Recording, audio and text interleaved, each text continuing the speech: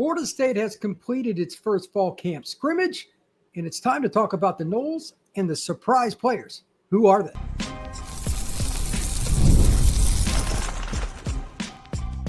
You are Locked On Seminoles, your daily podcast on the Florida State Seminoles. Part of the Locked On Podcast Network, your team every day. Welcome back into Locked On Seminoles. I am your host, Brian Smith, longtime college football recruiting analyst. Thank you for making Locked On Seminoles your first listen each and every day here on the Locked On Podcast Network. Going live tonight on a Wednesday, going to be discussing all the things that I've heard, some of my expectations, talk big picture Florida State, and above all else, for those of you that are joining us in the chat, comment, questions, anything you want. If you want to disagree with me, have at it. But most importantly, again, just comment and let it rip. We're early in fall camp, but there's been more news than I thought there would be, despite Mike Norvell just quite honestly not allowing anything in terms of media access. They're controlling all of it. I understand they're playing Alabama. But before I jump into the chat, I want to give a few thoughts on an article that I saw from Zach over at Knowles 24/7. It's a pretty good article.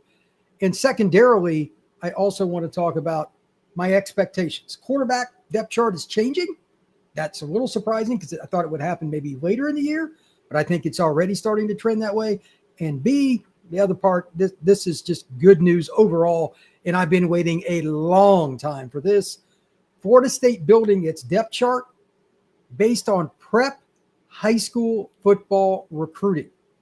It's okay to supplement with the transfer portal, but for the Noles to get really not just get where they need to be a contender again for the national title, they needed to recruit better. This past class is a little bit better than I even thought based on the early returns, and they're recruiting better again. Some of these young players are starting to hit. I'm going to talk about that over and over again, but we're especially going to see it at the skill spots this year is, younger guys get a chance to play outside the numbers a little more where strength doesn't matter, but that's important. Freshmen and sophomores going to play a lot of reps this year for the Florida State Seminoles. That's okay. They're not winning the national title this year anyway. They're going to take some lumps, but you need younger players to really step up, to take that next momentum shift where the white goes on above the shoulders. It's not just the physical gifts. They understand schemes. They become leaders. I think Florida State's in that. So let's start off with Kevin Sperry. Did I really think that he was going to make a move this early? He's a true freshman. He enrolled early. I know that. But did we really think that he would be talked about consistently? Mike Norvell's talked about him. There's been discussion with Malzahn, et cetera. And just kind of the rumor mill in general, I'll leave it at that, is that he is impressed both through the spring, summer, and now a little bit in fall camp as well. Fool me once, shame on me. Fool me twice, shame on me again? No? Well, really what it is shame on me every time because, to be honest, I just didn't believe it. It's supposed to be fool me once, shame on you, fool me twice, shame on me, but it's really to shame on me all across the board. I didn't buy it, and that's my fault. I'm not a guy that buys quarterbacks being freshmen and playing. I'm not. I don't.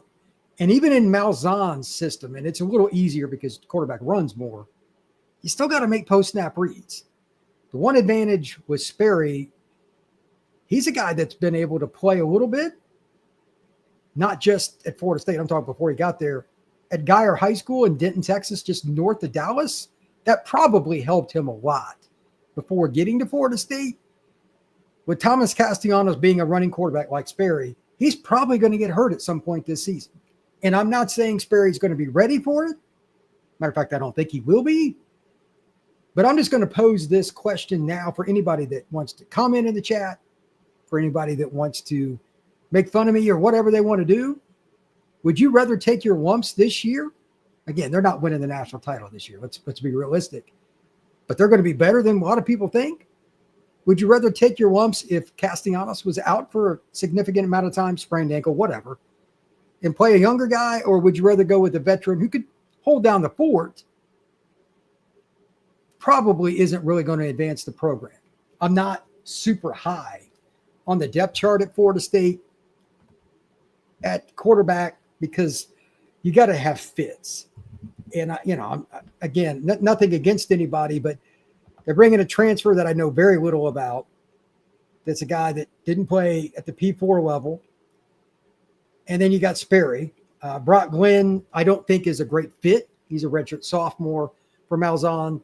He could play in it, but he's not a burner. He's not shifty. You got to be at least one of those two, in my opinion. I've covered Gus when he was at UCF, spoken with him on and off the record. You need somebody that can really make guys miss. I'm not buying Brock Glenn as the long-term answer at quarterback. If I'm proven wrong, great. Good for Brock. I just don't think this is the right offense for him. Sue me if I end up being wrong, but it wouldn't be the first time. Certainly won't be the last. But Sperry is an elite fit for this offense because he's got some size to him. He's got some speed. Definitely has power. And he's got some wiggle. He's not Thomas, but he can make guys miss on RPO, option, just scrambling, and he will avoid the rush to extend plays. All those things fit Gus Malzahn's offense. So the rumblings, again, from spring, summer, and now early fall camp is that Kevin Sperry's making a move. I'm not trying to say that it's going to work out well for him to play this year, but if he played reps because Thomas Castellanos got beat up a little bit and couldn't make it onto the field for even one drive, it wouldn't kill me to see it. I'd honestly be very interested in it. Brock Glenn is still my guess to be the backup early in the season, but I'm going to go ahead and predict before the end of this year, Kevin Sperry will pass it. Now, Brock, for the record, it's been noted, and I don't know what the injury is. Again, they're keeping everything very close to the vest. He's been beat up. He hasn't practiced a little bit for the last couple of days. Nothing significant, but Brock Glenn's been out. So Sperry's had an opportunity to get more reps anyway, and that's cool. But again, as I noted in the opening, high school recruit, fits the system, and if you're going to get to the point where you're going to compete with Penn State and Texas and Ohio State and name the obvious names, you've got to recruit the high school kids better, and there's more continuity. It killed Florida State last year. They got the home run, or really the grand slam, in 2023, but that's the anomaly. Having that many transfers work out, that's not the norm. Florida State is just one of several programs that are really distancing themselves from the portal long-term. Now, they had to hit it this past January, let me be clear. But I'm willing to bet this offseason coming up and the one after, the number will start to go down. I think it's 23 or 24 FSU took this offseason. They'll be below 20 moving forward. And if they're up over 20, something went wrong, and it's probably not going to go great. It means you got too many holes. I think that the high school recruiting is getting better. Getting guys like Kevin Sperry are important. We're going to talk about Osman Kroma and all these different guys that they have, just really elite athletes. Now they just got to develop them. But I'm really excited about the high school level with it. When we come back, I want to discuss the offense overall, some of the things that I've heard, some of the things that I've read. If anybody, again, wants to comment, fire away. I'll get into the chat here in just a second. But I want to come back with that. The offensive line, I've heard good and bad. That's a concern. And I've got a few thoughts about Castellanos that don't surprise me based on what I've read and what I've heard. We're going to talk about that next here on Locked On Seminoles. Summer sports are in full swing, and whether you're all about baseball, golf, or high-stakes soccer, FanDuel is the best way to make every game even more exciting than before. You're already following the action. Why not make it a little bit more thrilling? With FanDuel, you can get in on the game while your friends are getting sunburned at the beach.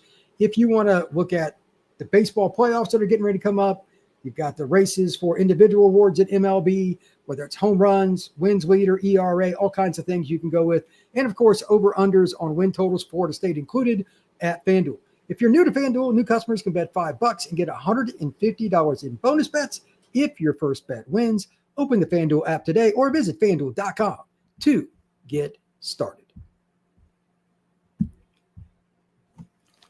Thank you once again for making Locked On Seminoles your first listen each and every day here on the Locked On Podcast Network. I am Brian Smith, longtime recruiting analyst, covering the Florida State Seminoles and having a blast, to be really honest. This is going to be a wild year. Fall camp, I expect to be wild. You got Bama coming up. Going to do previews on several of Florida State's opponents. But right now, we really need to focus on the depth chart, quarterback race, O-line, some of that stuff. And then we'll really dig into Bama starting next week. I need to see some of the reports on them too, which It'll be hard, but we're gonna dig in there. But right now, I want to dig into Florida State offensive line. The report that I read on 24/7 Knowles and just kind of in general fits what I expected. We all kind of expected. The starters are what they are, but it's iffy after that. That's why they went and got 4 guys out of the transfer portal. I'm just going to go ahead and say it. Florida State could be 9-3 this year. They could be 5-7. But I guarantee you, if they have 2 or 3 guys on the offensive line, kind of like it did the last 2 seasons, that are out for extended periods of time, it's not going to go well. They do not have the ready depth to sustain play. That's what all accounts are telling the viewers on pick a website, pick a person that you have a contact with. I have not heard one person say O-line depth ready to play is in a position that you want to be in. I'm just saying it now to get it out of the way. The last 2 seasons, Florida State's been banged up. Like the odds should favor them on injuries, but if it does not go their way, I don't care who the play caller is. I don't care who your quarterback is. We've all seen what it looks like when O-line goes south. They cannot afford, to be honest, even one injury up front, which is probably not realistic, but there are teams that will have every guy start an entire season. Florida State needs it to be this year. They've got several guys that are probably a year away, like an Andre Otto. You got big guys like Luke Simmons. We'll see. Mario Nash, I've heard good things about, but they're probably a year away. Any of these kind of guys play right now in meaningful games at Clemson, Miami, teams that got NFL D-lines. Like, do you want TJ Parker lining up in front of Mario Nash? Lucas Simmons? Andre Otto? I don't. And that's kind of the report right now. They're just not ready. And this is what happens, and why I bring it up so often. Florida State missed for years and years and years on offensive line recruiting. The last O-line coach screwed that up. He's gone. Herb Hand is correcting it, but it is a slow process. This is year 1. I like the O-line class. It's freshmen. Got a few sophomores that are pretty good players, but they need another year in the system. That's part of it. If FSU's O-line holds up this year, they got a chance to go to a decent bowl game. If it doesn't, they'll be lucky, in my opinion, to get to 6 wins. It's just that big a deal. There's too many question marks after the starters, but that's part of the game. Every team needs a little bit of luck to have a good season, to be honest, with injuries. And Florida State, again, they are due for some luck with injury. It's been ridiculous. I mean, seriously, not just O-line. Like, it's been ridiculous how many guys have just had odd injuries. Even DJ last year, like his hand, like just goofy stuff. They deserve some good luck. And I know that everybody here would agree with that. That injuries suck with football anyway, but it is a barbaric sport. Now, the fun part is the young guys I just talked about, O-line, that goes over to the running back room. Usman Chroma, you've got Elijah Moore, Wayne McCoy, BJ Gibson. That's a guy that Norvell talked about after the practice, or the scrimmage. He did a presser. They had a bunch of guys that were younger players, again, recruited out of the high school ranks, starting to push. Now, Deuce is a transfer and Squirrel's a transfer. But after this year, unless it's just a really elite kid that wants to go to Florida State, and, you take those, they don't need to use the portal for wide receiver after this year. Based on all the reports, unless Norvell and everybody else are just bold-faced lying, and I don't think you would do that. Not in the situation you're coming off last year. You're going to be pretty conservative with your comments. That is a great sign. Got guys like Jalen Lucas that can catch the ball out of the backfield. You got Chroma. Cam Davis is starting to play better. There's been some notes about him.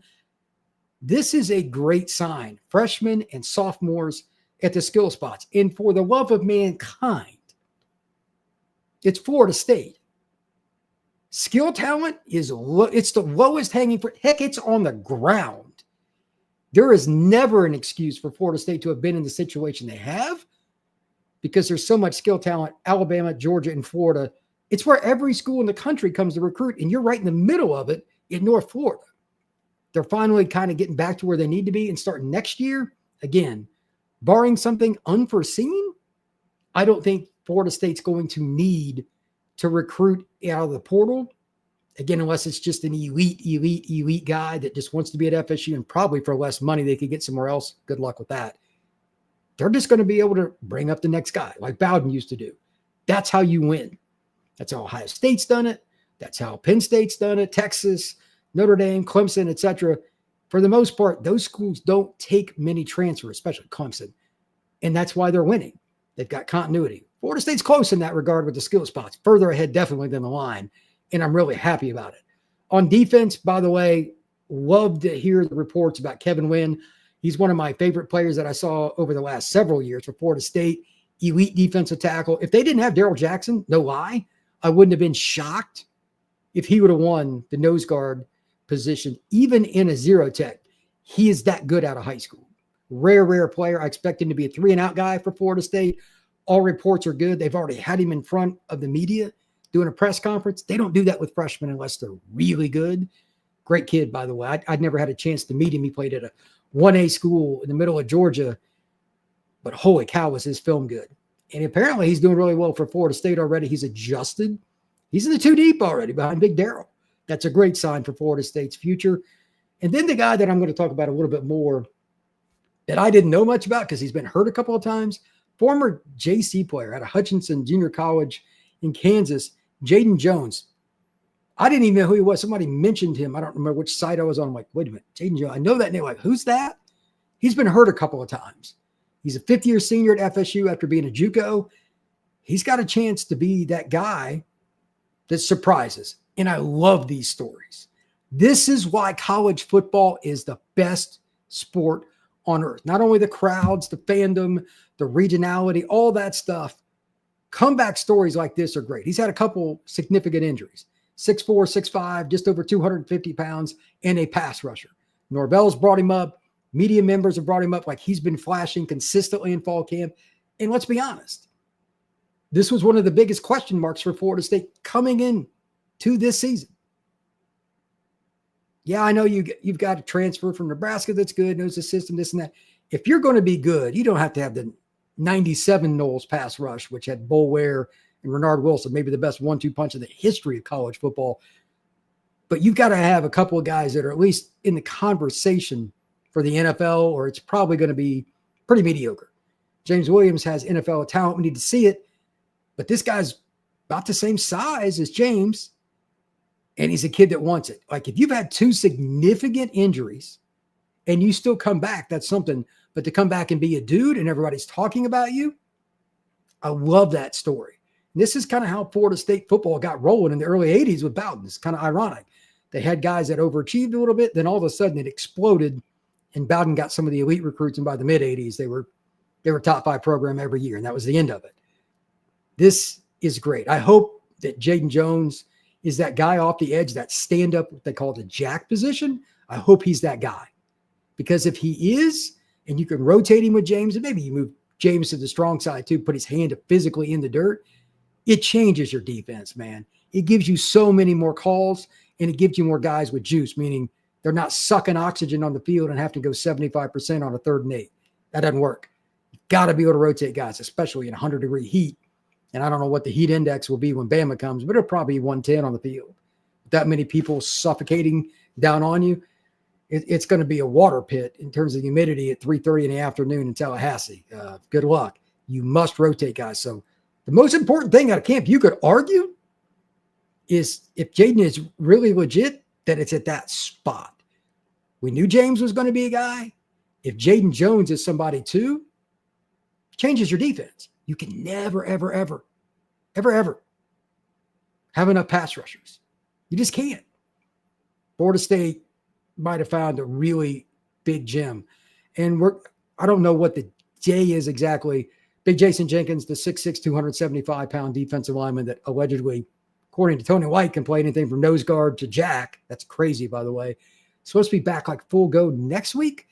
I don't know if there's a date that's been mentioned, but I just heard next week. If anybody wants to comment on that in the chat, fire away. We'll get into that here in just a minute. But before I dive into the comments, one last thing.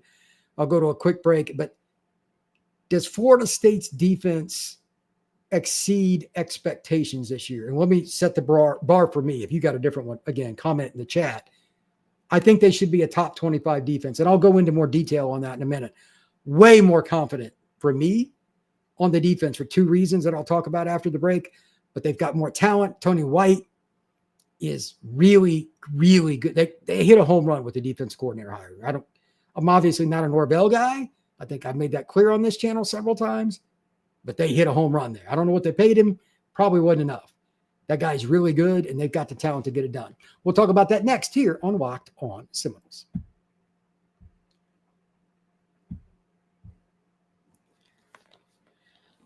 All right, let's talk a little bit about Tony White and why I think this is going to work. You've got all the different guys in the deep secondary that they can use. And I was surprised they were able to get this done. And good for Florida State for doing it. I'm not a big transfer portal guy, but when you use it, you got to use it smart. Jeremiah Wilson wanted to be at Florida State. He made it to Florida State. He loves the room. He's a leader. So you got a corner on one spot. That's your dude. On the other side, they got a battle. Quindarrius. They've got Cai Bates. They've got Ja'Bril Rawls. And they still have other guys too, like Arnaud's a guy that's made some plays. You got Ricky Knight and Wester. All these different guys have played in some capacity at corner, nickel, what have you. They're in a good spot in the deep secondary, and they're going to play against a lot of teams that have the ability to throw the football, like Miami, Florida, et cetera. They got guys that have NFL aspirations. If Florida State's DBs can figure out the scheme, it's going to be a lot more zone. I think Florida State could be, you could argue, will have the most interceptions of any team in the ACC this year. Again, I am super high on Tony White as a DC. And then the DB coaches, they've got Coach Coop, Coach Sertan, like those guys are really good. And then on top of it, you have, I'm trying to think if there's a bigger, outside of maybe Georgia, maybe Bam. I think just Georgia.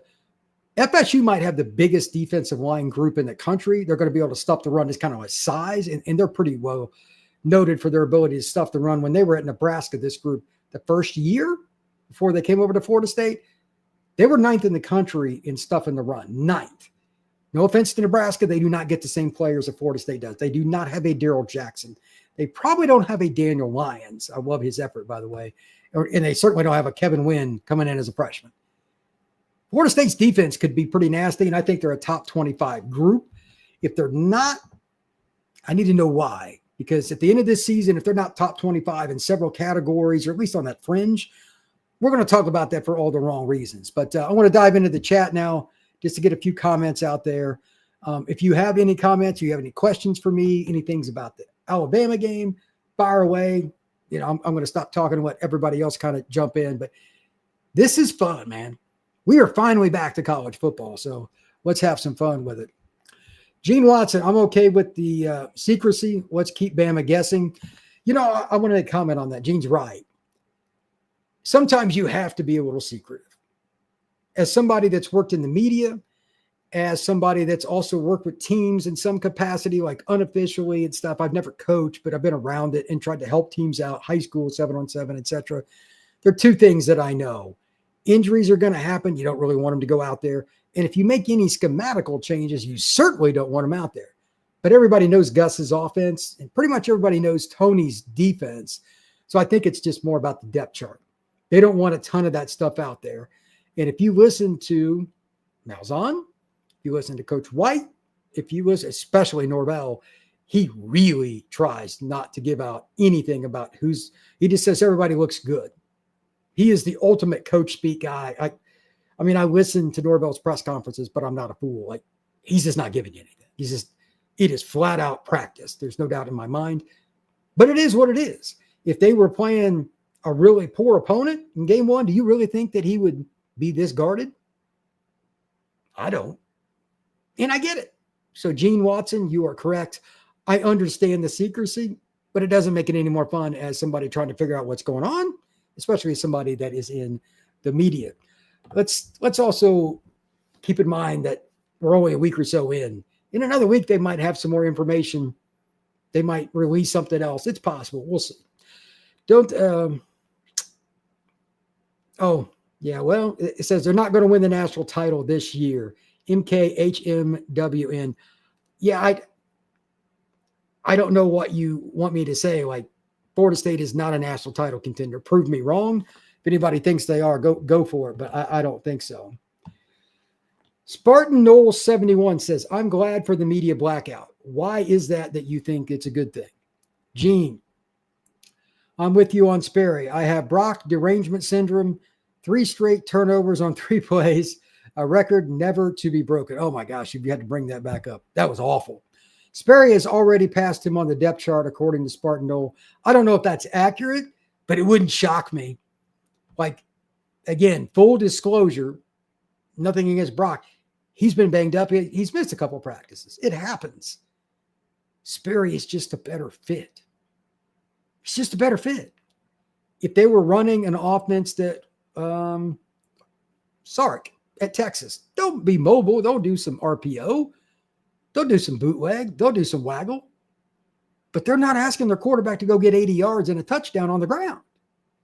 That's basically what Gus needs. He needs a guy that's pushing 1,000 yards on the ground to maximize.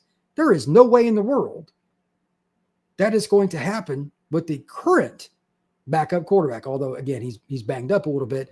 We'll see what happens, but I'm not so sure that by the Miami game, would it be out of the question that Brock Glenn is no longer the backup? I don't know if that's the case, but at some point this year, I expect Kevin Sperry, whenever it may be, to be the backup quarterback. If I'm wrong, so be it. Part of that is also, how does he adjust to post-snap reads? And I'm not just talking about pure schematics. When to take risks, when not to, when to just to throw it away, when to run out of bounds. Those things are also part of the post-snap deal, and it's a long developmental process. And sometimes you got to go through it, and you got to eat it with your young quarterback, because very few first-year quarterbacks are even average. They're usually terrible. That's just part of the gig. Chris Hendricks, do you think Rodell can be running back 1? This is a great question. I'm going to talk a little bit about running back here in a little bit. He seems to fit the bill, but spending so much to get Chroma and Sawchuk gives me pause. What does the staff see? There's a couple of things on this, and thank you for the question, Mr. Chris Hendricks. It's a great one. Number one, Gus recruited Rodell. He was a greater Birmingham area recruit. That was a guy that was a big-time recruit, decides to go to Bama. No surprise. Local kid there. He's 50 minutes from Tuscaloosa growing up. That's a kid that's downhill, that's consistent, shows the ability to keep the football, but don't fumble. He'll do all the little stuff. And he played under Saban. You know, he's a disciplined guy. Saban wouldn't have played him. I believe that he will be early on the guy they will rely on, because as just a reminder, Florida State with Gus's offense, I just remember this from when I covered them, when I was covering UCF. They are going to run the ball between the tackles. It is very generic. We are going to beat you up. It's the spread version of the 1985 SEC downhill offense, or Florida State when they had like Sammy Smith, somebody like that. It's just the spread version of that. And then they want to hit it over the top and occasionally use the quarterback. The biggest difference is the quarterback mobility in today's game. Formations have changed, but the concept really hasn't. If you beat teams up in the middle of the field, safety comes down and you throw it over the top. It's just different formation on how you get there. I think Rodell will help you, because not only will he run the ball and not fumble, he'll be good in pass protection and he will catch the ball. He's an all-around back. He's the safest player, or as the phrase goes in today's world, highest floor. I don't think he's got the highest ceiling. I would say Sawchuk does for year one, because he's got a lot of experience and he's got speed. But I don't know much about him as a pass protector, nor do I know much about him as a guy that catches. I mean, I've seen his stats, but how comfortable is he in the new system and all that? I don't know. Rodell, you got to remember now, he played at Florida State last year. He's just comfortable being in Tallahassee now. He's been through a spring with Gus. Sawchuk is a guy that got a little later. I don't know. I think one of those two will start. At some point, Chroma will take over. He's super talented. He's not as beat up as these guys. I mean, running back, the tread comes off pretty quick. And they might use Cam Davis. They might use Sam Singleton, like Keziah Holmes. Don't forget about him. And in some capacity, they're going to use Jalen. They are loaded at running back. Can he be RB1 for the base? Yeah. But as I said recently here on Locked On Seminoles, I do not think any running back will run for 1,000 yards this year. So if you're an RB1 guy in the sense that he's our guy, 60, 70% of the carries go to this player, I don't think that'll be Rodell, and I don't think it'll be anybody. This is a really, really deep room. Even by Florida State standards, they got a lot of players that do different things. I mean, Cam could be that inside runner for you if you wanted him to be. He's got a lot of power. I mean, I got to know Cam, like when he was coming out his freshman year, going his sophomore year is when I met Cam Davis. He, from the shoulders down, he looked like he was 22 years old when he was 15. He had offers from Georgia, Bama, Florida State, and everybody like before he could drive a car. And that's like your third or fourth option. So Florida State's loaded. We'll see who ends up being number one, but they're going to have to earn it. And maybe against Bama, there's a guy, and maybe it's Cam Davis, maybe it's Chroma. I don't know who. Somebody has to be able to show they can be a first, second, third down situational back that is consistent between the tackles. I don't know who that's going to be, but it's a fun topic. Spartan Knoll. Sucks for Brock because he is stuck with this, but it's the business. This is a great point. I have no idea if I'm right. I'm just projecting. But again, I think Sperry will eventually pass him. If I'm wrong, so be it. But Brock could have left after this year and went somewhere else anyway. Just throwing that out there. New system. I want a new change. We were terrible last year. I need a new change. He didn't do it. Whatever happens at quarterback, if he leaves after this year, if he's the starter or anywhere in between, note, Brock Glenn could have left Florida State University and he stayed through the coordinator change, all the discussion about how bad he was playing last year, and he played bad, getting beat up, which wasn't his fault because the O-line was an atrocity. He stuck with Florida State. If nothing else, give Brock Glenn credit. A lot of guys would have tucked tail and ran. He did not. I think that's commendable. And I think fans sometimes forget it's easy, very easy to just point to a guy when they're failing. But there's the offseason where everybody's calling, your friends, you see the media, see other guys transferring. He could have jetted. He didn't. I love it that Brock Glenn wanted to compete. That's what college football should be all about. So congrats to Brock on that. Let's see here. Spartan, hopefully we get a West Coast Bowl so I can go. Hey, man, with the size of the bowls, like how many, there's over 40. Somebody has the number, drop it in the chat, but it's insane how many bowl games there are. I don't even try to keep up with the tie-ins. That stuff is insane. Let's see. Knowles beat Bama by 10. Will Berger. Will, why do you think that? Or are you just saying that because you're a Knowles fan? I've got a feeling, this is from Spartan Knowles 71, I've got a feeling our tight ends are going to have a great game. They could. A quick note on that. Florida State's got a really diverse tight end room. You got Biscuit, who I think slimmed down a little bit. He looked pretty good. If you didn't see it, he had a diving catch going out of bounds the other day. It was NFL level. It was tremendous. He looks more agile. You got Landon, and of course, you've got Pittman. Like those are three different body types. Pittman's more of an H-back fullback that you can use in the slot. And they'll do different things with him. Landon is the traditional, can play outside or inside guy. And then Marcus Douglas, Biscuit, is a guy that's probably your power blocker in 3rd and 1 goal line. But he looks better too. And that doesn't even count about the walk-ons and some other guys they brought in, Lofton, etc. This is a pretty nice tight end room for the Florida State Seminoles. If they find the niche on which guys can do certain things, and hopefully they can all be pretty similar so other teams don't know what you're going to run based on who's in the game. Yeah, I could see Bama having some problems with FSU's tight ends. I think most teams will. I've said it before and I'll say it again. Landon Thomas is a 3-and-out guy in my opinion. He just has to stay healthy, stay out of trouble. He's 6'5", 240 something and does not run like a guy that size. He's been a little banged up too to start fall camp, but I'm not real worried about that. He needs a week or so to be ready. He's one of those rare guys that you can do that. And on top of all that, you still have the wild card. Talked about this a little bit recently here on Locked On Seminoles. Amari Williams. Remember, he played tight end last year. He played a lot of it coming out of high school at the Benjamin School down in Palm Beach County, Florida. He's playing defensive end and tight end. But because of some guys being banged up, he's played a little more tight end here in fall camp. Do not forget about him. He might play both ways in the game against Bama, which would be really, really cool. Will Berger. Knowles win the turnover battle. Defense will come out the gate elite. I could see the defense playing against Alabama at a much higher level. It's game one. Defenses play better. And they've got a new quarterback just like Florida State does. You know, everybody's acclimating. If they turned over Bama 3 times, would it shock me? No. You may even get a freebie in there. Shotgun snap over the head, tip pass at the line. Florida State's pretty darn big. Jenkins, Darrell, guys like that are 6'5 plus up front. There's a lot of chances for turnovers. That would not surprise me in the least. Vernon Corbin. How were the linebackers during the scrimmage? Blake Nicholson getting the playbook down and attacking? I don't know. We've gotten numerous different reports about what's happened with linebacker.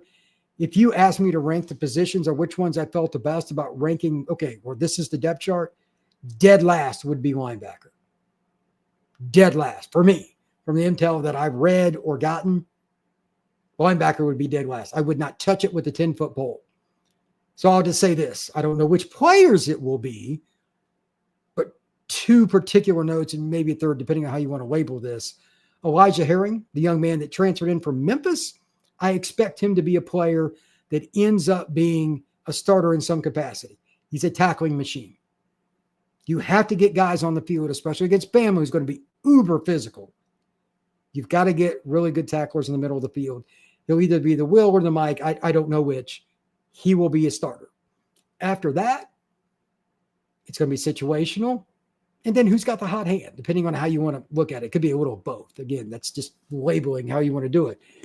But if Bama comes out and runs a lot of 3 wide receiver, just traditional, you'll see more big linebackers, guys that are better in the box.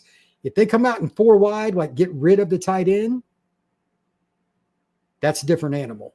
You'll see a different group. Linebacker is not what you want to play. Linebacker has to adjust to who's on the field for the opposition. That's not a Florida State deal. That is college football 2025. It is the most difficult play from one particular down to the next to figure out if you got the right guys on the field. And I'll tell you why.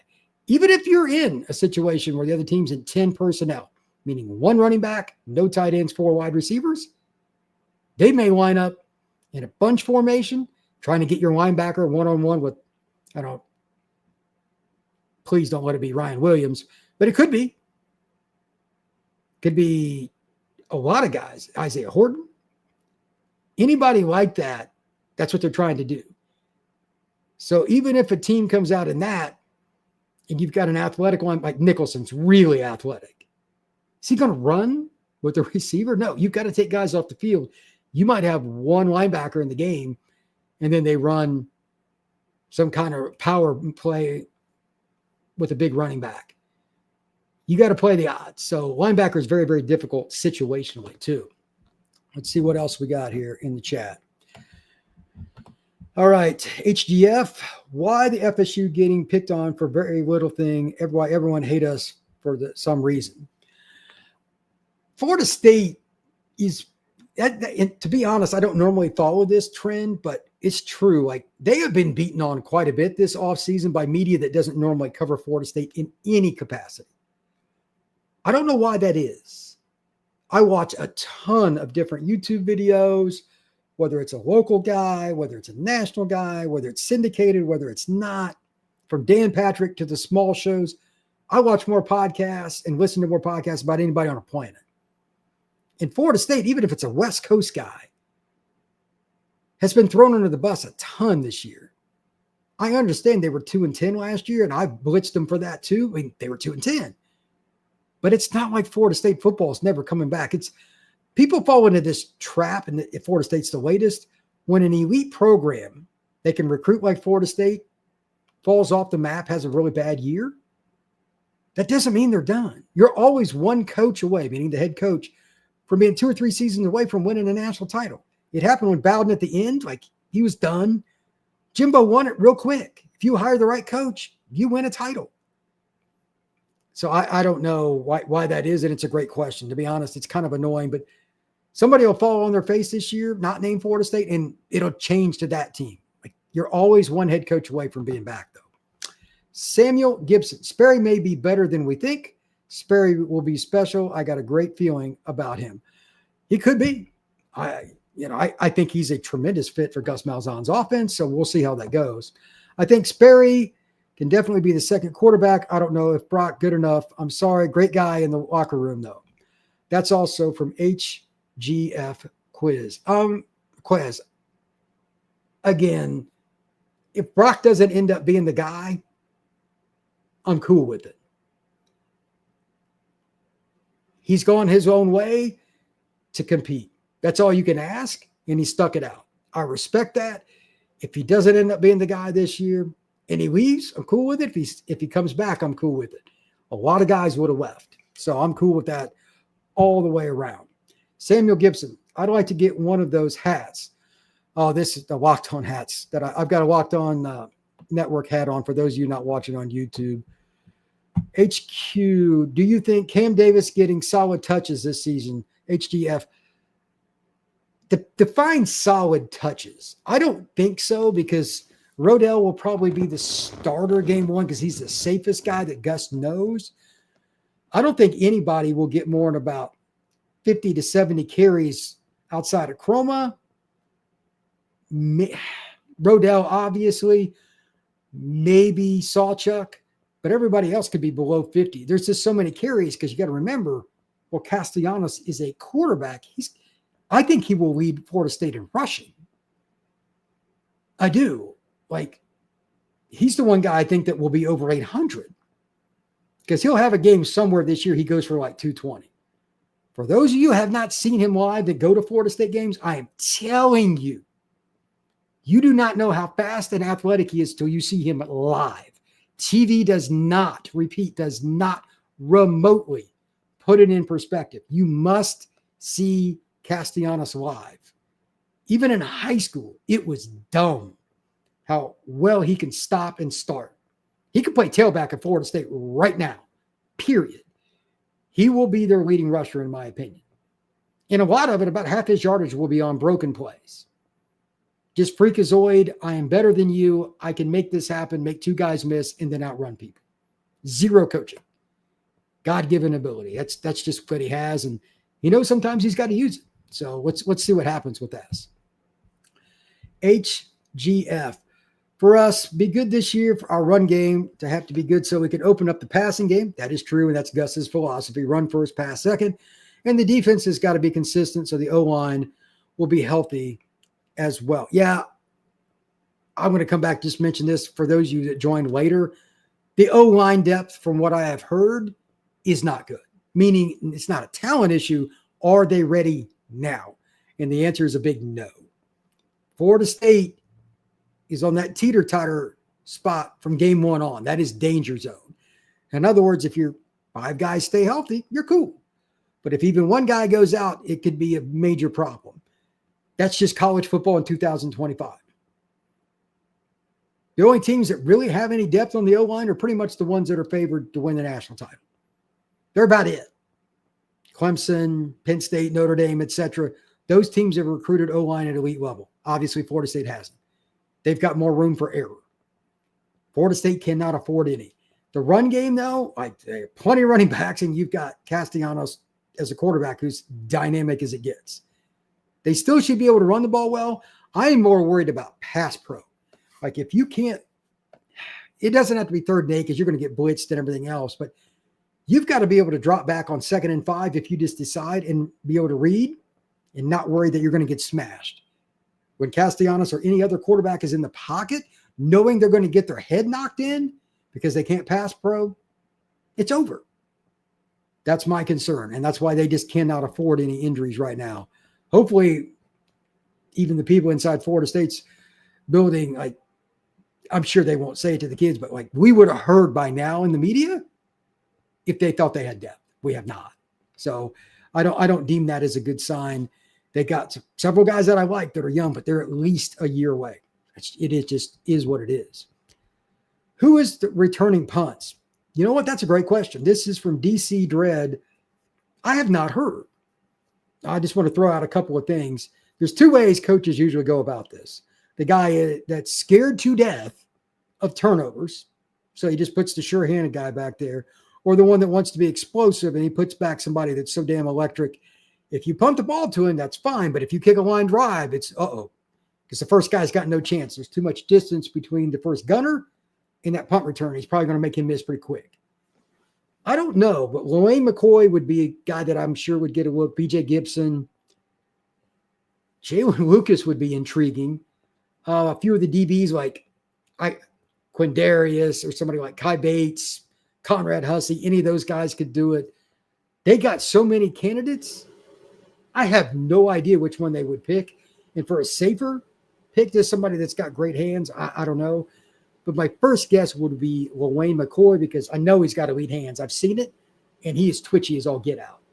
He played at Miami Central. He's used to being in the spotlight. I highly doubt that he's going to have any problems with liking that opportunity to be in the spotlight either. Let's see here. Vernon Corbin. We need code names for our players so Norvell can speak freely.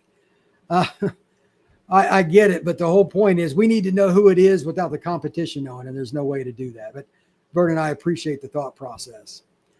HGF Quez. I'm excited for this upcoming season. We have so much potential. That is true.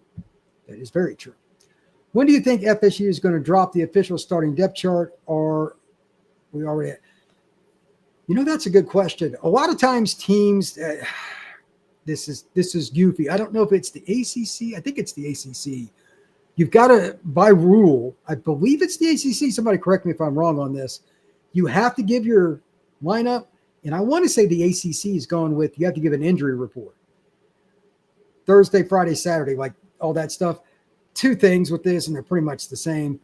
Never believe depth charts, and sure as hell never believe injury reports.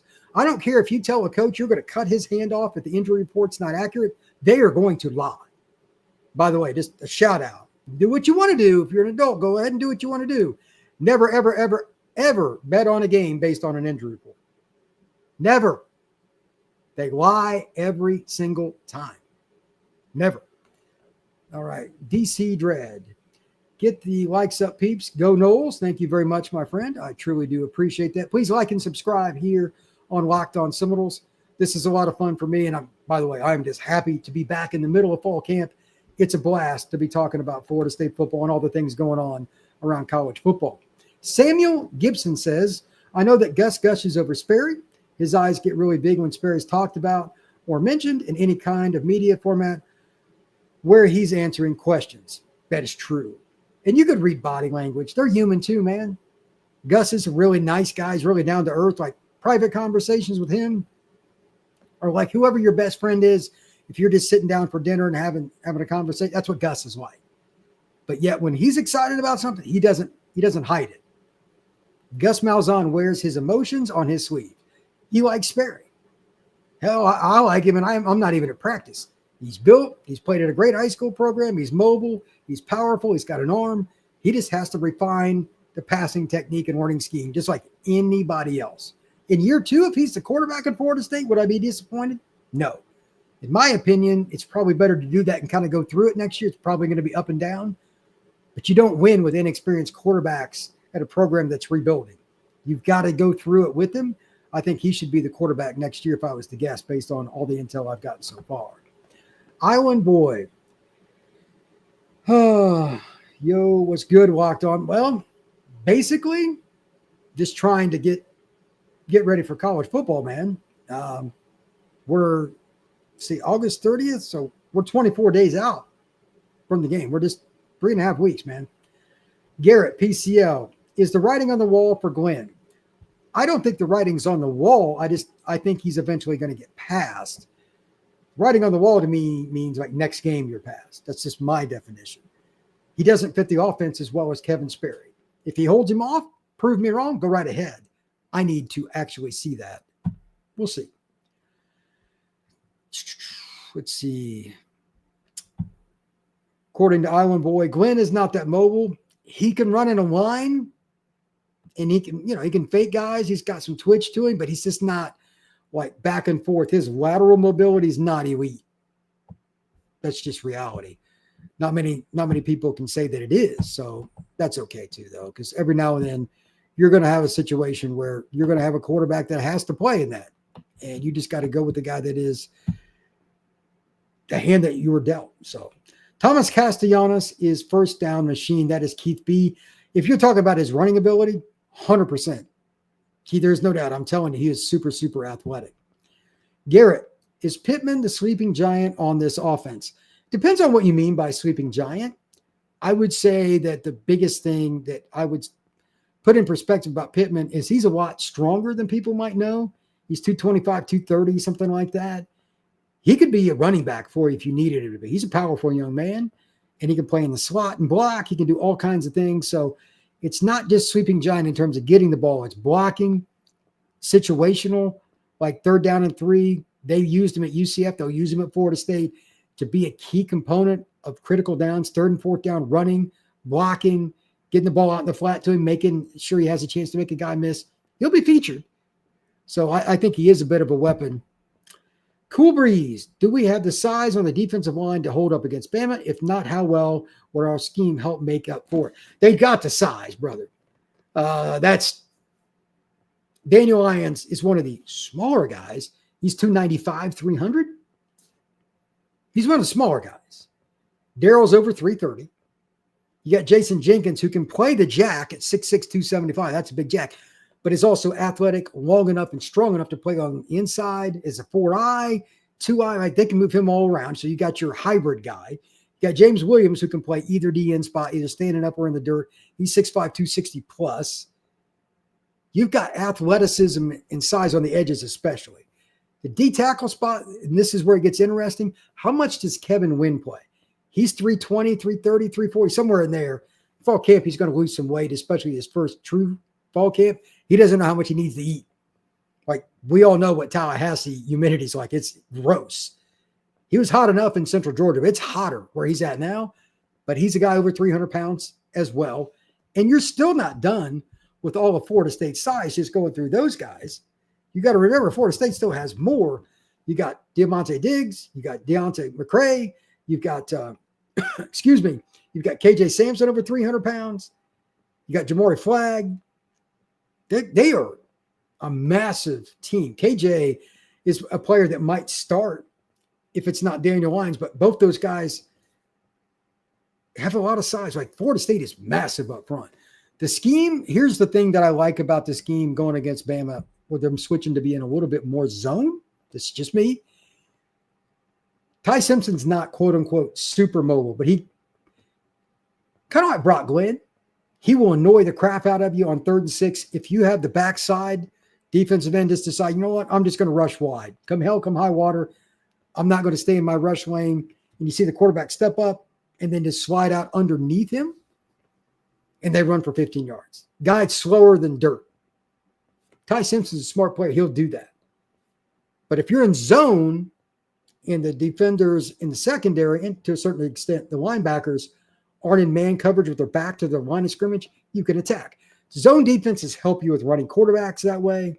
And I expect Bama to do that to a certain degree against Castellanos because obviously he's very mobile. I think they'll be able to use that to their advantage. And I also think that they'll mitigate some of the big runs. They are loaded at running back. They lost a really good runner to Michigan. That didn't matter. Every position, Bama has a 4- and 5-star recruit lined up. It's no doubt. They have to mitigate drives by allowing the other team to screw up. I know that's not what fans want to hear, but Bama's talent is ridiculous. You have to be able to make them go 10, 12, 14 play drives to score. If they score a touchdown on 14 plays, you tip your cap. You tip your cap. That's hard to do at the NFL level with all the practicing and the meeting all day they get to do. You don't get to do that in college. Like you get 3-4 weeks in fall camp. They're doing that year round in the NFL. These guys are meeting even when they don't have to be together. These guys hang out all the time. That's not the way it is in college. With a new quarterback, make them go the distance. Don't allow Ryan Williams or anybody else, Bernard, Horton, and they've got other receivers too. Don't allow them to beat you over the top. If they nickel and dime you to death, again, it just is what it is. Make them be smart. I don't know if Bama can do it, but that's the best approach to give yourself a chance to win. Do you see the true freshman tight end Lofton jumping the depth chart over Thomas? No. Landon Thomas is a 3-and-out guy. Lofton's a player that will play, but he's not strong enough to block as an inline guy yet against a team like Bama. No way in hell. He's going to have to be a guy that plays out, and you can use him in that situation. Might even use him a little bit in the slot like a power guy, screens, etc., to block or catch. He's a really athletic guy. I like his film a lot, but he is nowhere near where Landon Thomas is from a strength standpoint. HGF Quez. What's your opinion on the true freshman Chauncey? Are you talking about Chauncey Kinnon? He's not a true freshman. He's the recruit, if that's who you're talking about. He's still in the class of 2026. He's playing his last year at Booker High School in Sarasota. I'm not sure. I think that's who you're talking about. From Trap Boy Fred, do you think our corners look good? Nobody's at the practices, so I have no idea. But by all accounts, they've got 3 guys that are kind of locked in. Cai Bates is the 4th. Quindarrius is a guy that's been talked about a lot. Got Jeremiah Wilson, the transfer from Houston, and Ja'Bril Rawls. My question isn't the talent. Florida State is loaded at corner with talent. Like, it's insane. It's insane. Do they pick up the scheme? There's no shortcut here. When you go to a zone heavier scheme, above the shoulders is the deal. It's high risk, high reward. Because if you don't pass off a receiver, tight end, running back, whatever it is, through your zone properly based on win, technique, and everybody being on the same page, it's like everybody's on a string, same balance, then you will get smoked. When you used to see those like viral moments when Saban would go ballistic on Alabama sideline for years and years, one guy would get out of, like 10 guys on a defense do the right thing, but one guy's out of position, like deep secondary, it's a touchdown. So if they're going to play zone, keep everything in front of them, you still got to understand who's the deepest guy. From the moment I played football, I remember coaches telling me I played DB deeper than the deepest, meaning keep everybody in front of you. We'll live to play another down. And that's the same thing I hear today, and I'm over 50 now. I'm not 13 anymore. If they have the corner talent that I think they do, and by all accounts, media and all the reports say yes, it's just going to be about above the shoulders, absorbing the defense, and then what's the continuity? Passing guys off from the zone to the other. They got to get some picks to beat Bama, got to get some turnovers. I don't know how that's going to go. I'm not sure Florida State's coaches know how that's going to go. HGF Quez. Even though we got so much hate now, everyone forgets that Florida State was one of those elite teams for decades. That is fact. Until now, I can't wait till we hit that level again. Amen to that. DJ Ferg, I think we shock the world and make the college football playoff. If that happens, this will be a fun podcast, I can assure you. HGF Quiz. Walk on, what do you think our record will be? I think we can get at least more than 5 wins. I think 7-5 is where I'm at until otherwise proven. Until I hear something that really makes me move one way or the other, I'm at 7-5. That's just where I'm at. Let's see. Nixon. Bama's not unbeatable. Garnet gold until I'm dead. That's all fine and dandy, but Bama's beatable, but they've got a lot of talent. HGF Quez. I think the season we are underdog. Others think we're going to be a 2-win team again. Yeah, that's not going to happen. Anybody picking Florida State to win 2 wins this year just hates Florida State. They're an idiot or both. We will definitely be better than last season and will prove. I hope we can come into games with something to prove. Yeah, motivation's a big part of this. Sam Gibson. I've been to many Florida State games. I've been with Ricks, Ponder, EJ Manuel, etc., and Trav. I've seen great Florida State teams. This is the standard. Florida State will be back. It takes time, 100%. That might be the post of the day. Sometimes it happens, man. Every program goes through some down periods.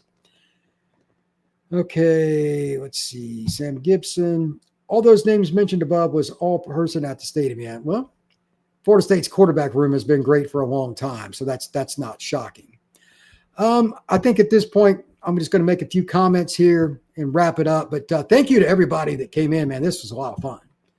I wanted to kind of share what I'd heard, some of the things going on with Florida State football. I feel better now, to be honest, than when fall camp started. That is 100%. I feel better now than when fall camp started. The O-line, while I'm not surprised by the depth not being where it is, hearing that they're good run blocking, et cetera, is good. The skill spots at DB's gone up. Got a lot of competition at linebacker. Receivers way better than I thought it was going to be this fast. The young guys are showing up. And again, as I noted multiple times throughout the pod, they are recruiting high school kids that are now producing. They're freshmen and sophomores. You're going to have to go through this. There's going to be some ups and downs. But if you're going to get back to being a truly elite level program, you got to recruit the prep ranks, play them, keep them, develop them, pay them, and eventually you win with them as junior seniors and fifth-year seniors. It's going to be a couple of years. This is the first step for Florida State to get back to being an elite program. Thank you once again for making Locked On Seminoles your first listen each and every day here on the Locked On Podcast Network. I truly appreciate you stopping in. Hit that like, subscribe, share this podcast, and comment down below on what you think Florida State's going to be this year or anything else you want. We will see you again soon here on Locked On Seminoles.